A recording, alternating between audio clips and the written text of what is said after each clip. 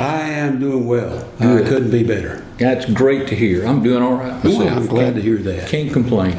And we're thankful that you are here with us again. So appreciate so much you taking time out of your busy schedule to watch these videos. Let me remind you, I always feel like a YouTube guy for real doing this, but if you will give us a thumbs up and subscribe to the channel and all of that kind of stuff, ring that little bell over there so you'll be notified when we upload new sessions to this study. It would really help us a lot.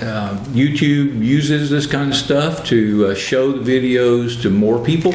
So the more likes and the more subscriptions and that kind of stuff that we can get, the better it is to advertise that these things exist, and that'll help us to get in front of more eyes. Absolutely, and we would like to invite you to also worship with us at the Rodenberg Church of Christ in Biloxi, Mississippi, on Rodenberg Avenue.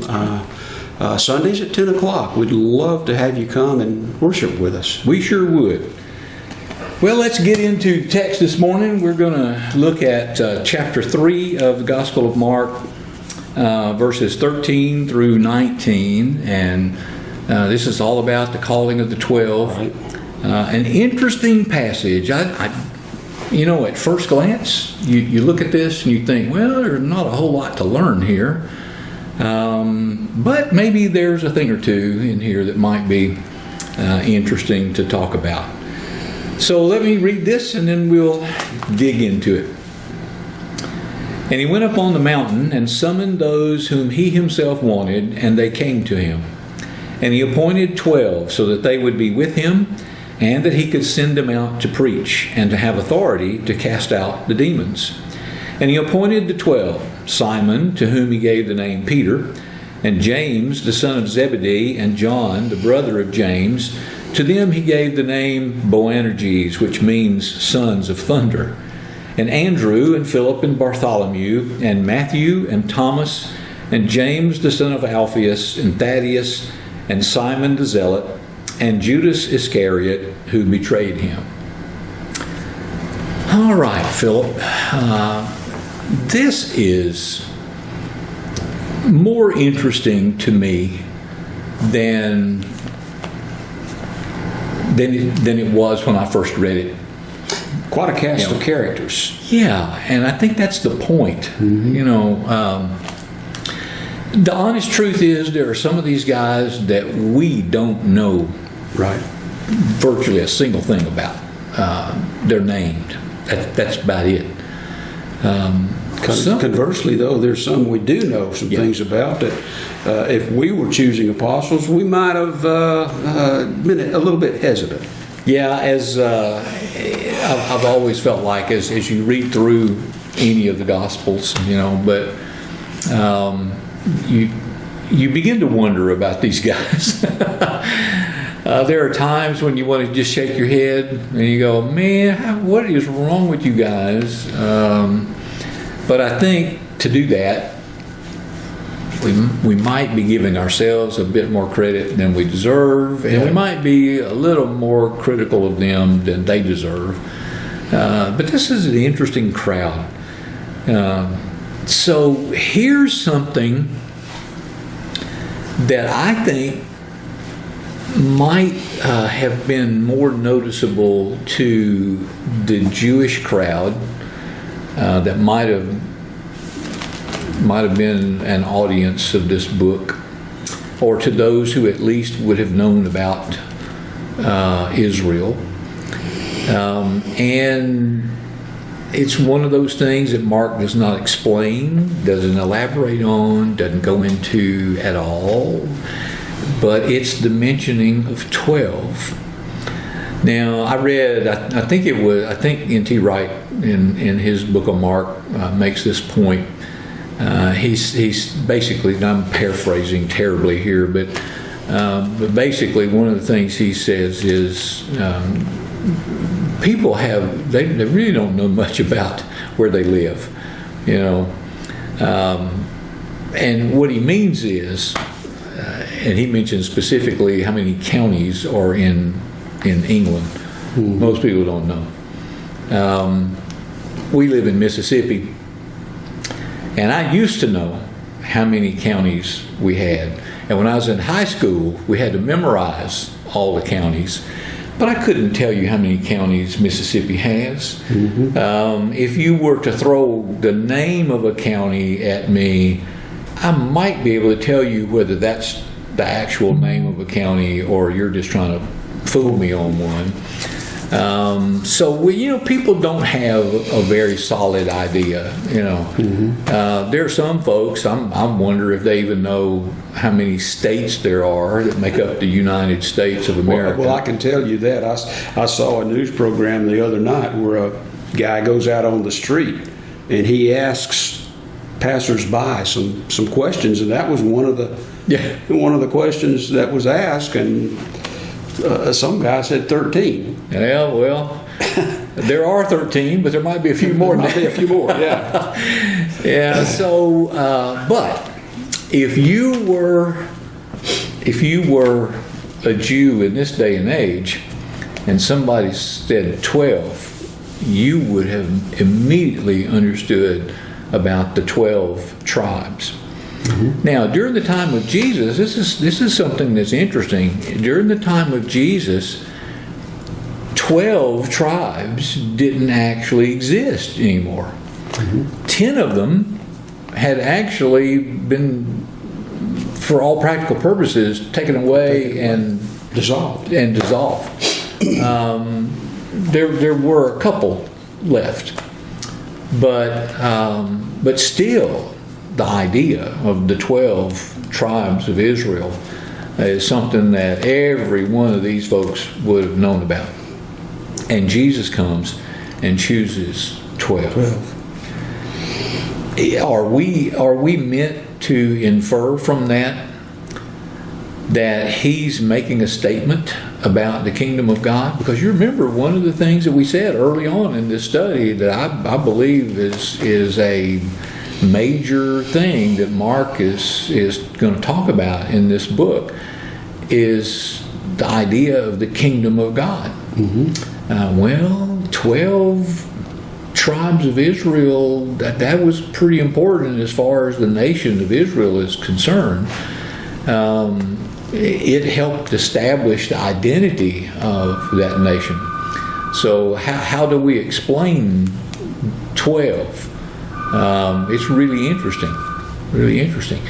And I don't know, Mark doesn't elaborate, explain any more about that, but it's one of those things that just causes your mind to go, this is interesting. Why did Jesus choose 12? And if you unpack that even further, you what we know about the 12 apostles, that they were very diverse, and that may address the kingdom today, being very diverse. We're different. We, different nationalities, different countries, and yet we're all the same. Yeah. And I would say if you want to pursue that idea further, go read the book of Revelation, for example, and 12, once again, the number 12 comes up and has a whole lot to do with the kingdom idea. All right, so that's enough of that, because Mark doesn't elaborate on it. We're not going to just speculate, but it is worth thinking about. And then we come to the men themselves. And there are some notable characters in here, some basically unknown to us. But I find this group really interesting. It starts out with Simon, and Mark makes note of the fact that this is actually the guy that Jesus changes his name to Peter. That we know is Peter. Simon to Peter. I've always thought that if there was one of these men that I could relate to best, it probably would be Peter. I think a lot of us could do that. Yeah. I've heard that from a lot of folks. And it's basically because good old Peter, he's often the first guy to step out, raise his hand, choose me or I'll do it, whatever.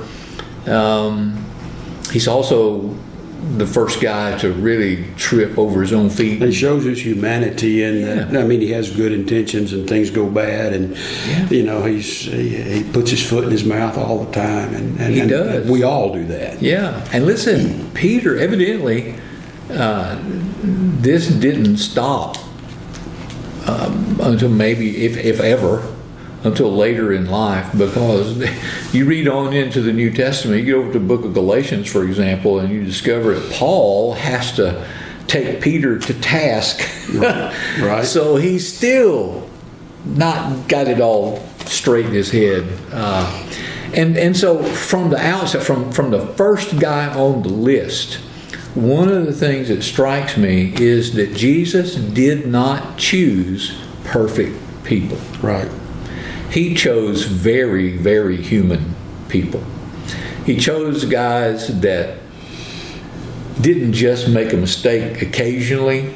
I mean, they're almost their whole life. Peter, almost his whole life. You can point to times where, hey, bud, you're making some major, goof ups here. You need to think about what you're saying. Aren't we glad that today? Yeah, I think we should be glad. And the reason I say that is because I think we romanticize the apostles sometimes. I agree. And I don't mean by that we write a romantic novel. By romanticize, I mean that we create a story around them that's nothing but sweet, and good. And that's not always the case. Yeah, they were humans, and their humanity came through. And I think we sometimes look at them as being on a pedestal, and never fell off the pedestal, and never regretted doing things or doing things wrong. And that's from my study of the Bible, that certainly is not true. Yeah. Now, if that's true about apostles, how true would that be about me and you? Yeah. The problem with that whole thing is that unfortunately I believe that I have known a considerable number of Christians over the years who want you to believe anything but that about them, because they kind of present themselves as perfect. Yeah.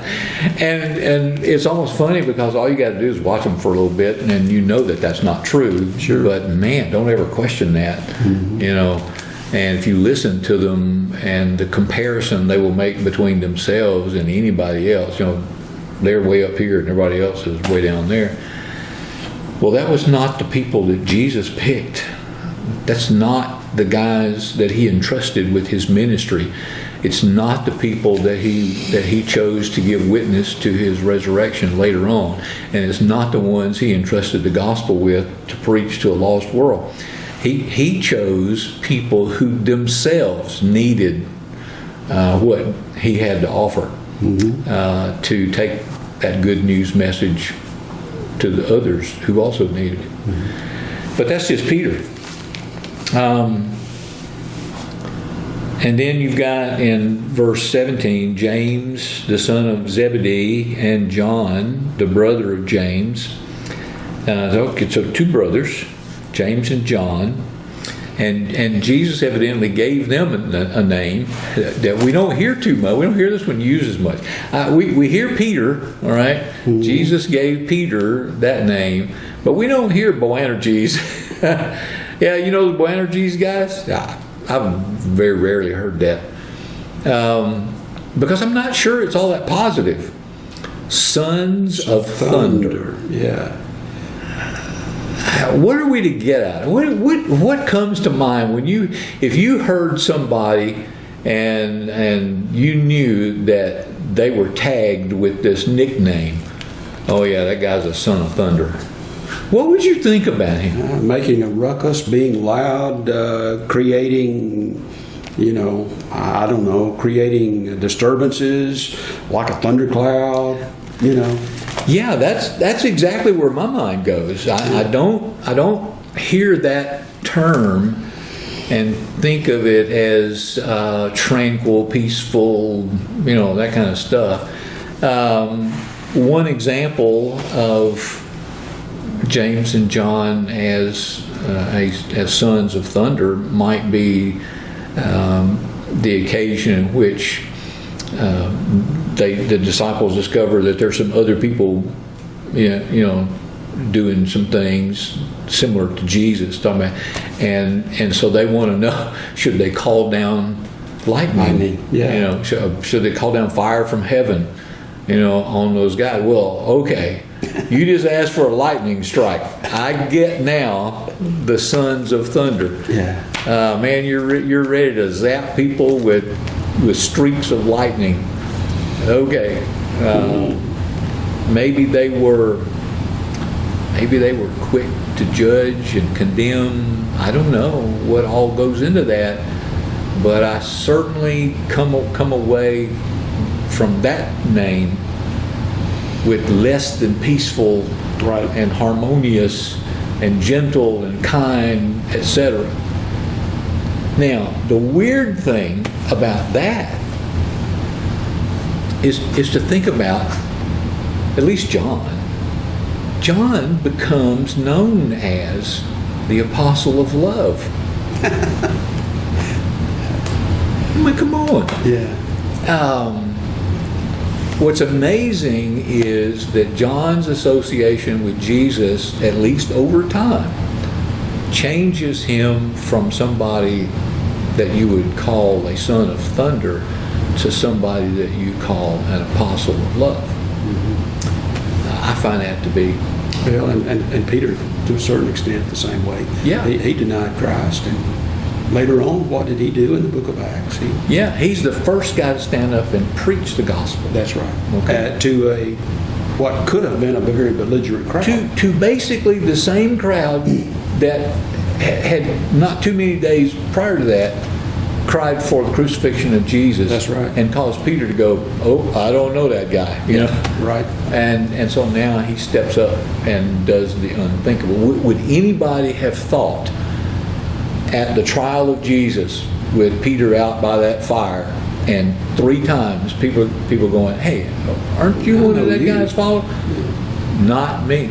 Would anybody have thought just a little bit down the road, this same guy's going to be the one that stands up and talk about the man who was crucified? Yeah. It's an amazing story. It really is. It's an amazing story. It's an amazing story. It's a fantastic story. Now we run into a few other people, Andrew and Philip. We read a little bit about these guys, and they are interesting. Philip is an evangelist and does a lot of good work. Andrew, interesting fellow.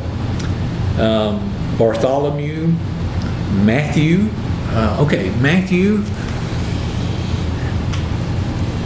Matthew's interesting because of what he did for a living.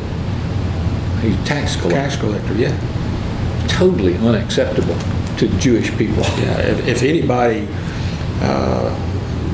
wanted to have an enemy, it would have been Matthew. I mean, from his occupation. Yeah. And look, we've noted on several occasions opposition between Pharisees, for example, and Jesus and his disciples. A Pharisee and a tax collector is not that's not a combination that's going to work. Mm-hmm. Pharisees had such a low view of tax collectors that they believed that even if a tax collector repented of his sins, that God ought not forgive him. Mm-hmm. Yeah. Well, that's Matthew. Well, have we changed very much? I mean, we have 87,000 new IRS agents today, and we're not happy about it. That's right. There's trouble in Trouble City, man, and it all falls down to the tax guy. Yeah, it's interesting. And then we've got, let's see, Thomas. Thomas is interesting because we know Thomas basically as the doubter. Mm-hmm. I guess I understand. I guess I get that. But why don't we know Thomas better by his confession that he made concerning Jesus after he was confronted with the resurrected Christ? Because seems to me Thomas makes that, what we call that great confession, Yeah. every bit as strongly as Peter ever did. Peter is the one who gets credit for it, but Peter's not the only one. In fact, I can think of a female who makes that same lady by the name of Martha makes the same confession, and she's not even one of the 12. And it's interesting that doubting Thomas, he had sat at the feet of Jesus. He had traveled with him, learned from him, and yet he still didn't grasp in the ultimate analysis. He didn't really grasp what Jesus was all about. Yeah. Which, is not necessarily a bad thing. Right. We said, well, doubting Thomas, poor old doubting Thomas. Okay. Thomas actually just wanted some conclusive proof. He wanted something other than somebody else's word for it. Okay, I get that. That's not a bad thing. It's not necessarily a bad thing. So the value of Thomas's testimony, I think, becomes stronger because he was a doubter, because he had to be shown in person. This is a guy that's not going to give testimony to something that he's not completely convinced of or comfortable with. Yeah. And then you've got James, the son of Alphaeus, and then Thaddeus, then Simon the Zealot. Not just Simon, but Simon the Zealot. Simon, not Simon whose name was changed to Peter, but Simon the Zealot. The Zealots were, they could be variously described, maybe depending on the time frame that you're talking about, but you probably could have described them as everything from a socio-economic to a political or even a military movement, because they were all about overthrowing the Roman government. They would have taken up arms and gone to war. These are the hawks, okay? These are the guys who are going to fight.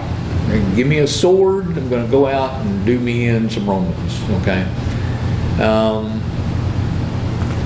Which makes the inclusion of Matthew, the tax collector, who was absolutely hated by the Jews, and Simon the Zealot, now on the same team. You just have to scratch your head over this one. I mean, come on, Jesus. What were you thinking about when you picked these two guys? Think about Simon. He's handing out business cards, and it doesn't say Simon the Apostle. It says Simon the Zealot. Yeah. Here's my business card. How well would that go over? I don't know, but man, I would love to be a fly on the wall to maybe hear the conversation between Matthew and Simon the Zealot on some of those occasions when they're walking down the road. I don't know. That would have been interesting. And then finally, Judas Iscariot, who betrayed him. Judas is always an interesting guy. Yeah, and he's always known. Wherever he is mentioned in the Bible, there's that phrase after his name, the one who betrayed him. Unfortunately. Unfortunately. There's another reference to Judas in naming of disciples, and it says that he became a betrayer. I don't think Jesus chose Judas because he was a betrayer. I think at the beginning, Judas was like all the rest of these guys. Did he understand Jesus completely? No. But evidently he saw something in Jesus that made him want to follow. He answered the invitation to come and be a disciple. Somewhere along the line, that changed. You can read in John, after the feeding of the 5,000, for example, where many disciples turned away, and especially after the preaching of that Bread of Life sermon that follows that, they no longer followed Jesus. It's after that, I think, that maybe Judas had a change of mind, change of heart. But for whatever reason, Judas was the guy. And he, like you mentioned, he forever wears that tag. That tag, yeah. So, as I look at this group of people, I'm struck by how common these folks are. They do not appear to be, they're not famous. They don't hold positions of power or authority. They don't appear to be terribly influential. They don't appear to be wealthy. Some of them may have had a good living. I mean, they worked and had businesses. Matthew may have done quite well for himself, financially speaking, as a tax collector. But not when you think about the wealthy of the world. None of these guys would have approached that sort of wealth. Right. They're not the learned people. They're just folks off the street almost. And it impresses me that this is the crowd that Jesus chose. And when you think about it, isn't that quite consistent with Jesus himself? Jesus doesn't come into the world in the king's palace. He comes in a stable. He doesn't come with wealth. He basically comes in poverty. He doesn't come into the world with any kind of worldly power, or position, or influence, or authority. It's totally consistent that Jesus chooses such men. Yeah, and I'm reminded of the Acts chapter 4, where Peter and John are told, stop preaching the gospel. The crowds perceived that they were unlearned and ignorant men. Yeah. That's... Yeah. I mean, you got to get all the way to Paul before you find a guy that has really a lot of education. Paul's no doubt the most educated of apostles. But he falls in a whole different category than these guys do. But it's an amazing group. I wonder if we really appreciate how that should be able to help folks today. It certainly should help in terms of seeing perhaps some insight into how God views people. Yeah. And that, we, as his disciples today, we don't have to have the theological degree and be the smartest guy on the street. We're commoners. Yeah. It's much more about, will you come and follow Jesus? It's much more about that. It's not about, do you have all the answers down pat? They didn't. No. It's not about, you got your whole life together. They didn't. It's not about, can you function in today's world as an influencer? That's a big term on the internet, by the way. Yeah. Influencer. No, they weren't. God chooses strange people sometimes, quite more times than not.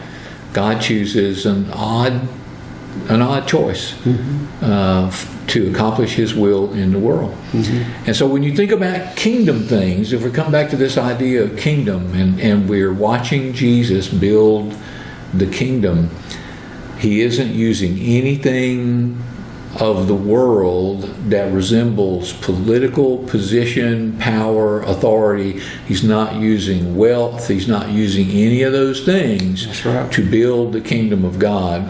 He's calling people, common, average, ordinary, everyday folks. Now, that doesn't mean that the king can't be a Christian, but it does mean that God's opened the door far wider than we might otherwise And think. will take you as you are and mold you if you will allow Yeah, it. absolutely. Yeah. Because he does it with these guys. Exactly. And he can do it with you. And by the way, it takes time. It does. Yeah, it's not the not snap an of overnight thing. No. Yeah, not the snap of a finger. It's pretty much a lifelong sort of thing. And we see it in the life of these guys here. Well, thanks a lot for being with us again. One more time, we hope that you will join us again. Watch for new videos as we upload them. Be sure, once again, hit that subscribe button, give us a thumbs up, and ring that bell, and it'll help us get in front of more people. Thank you for watching. God bless y'all.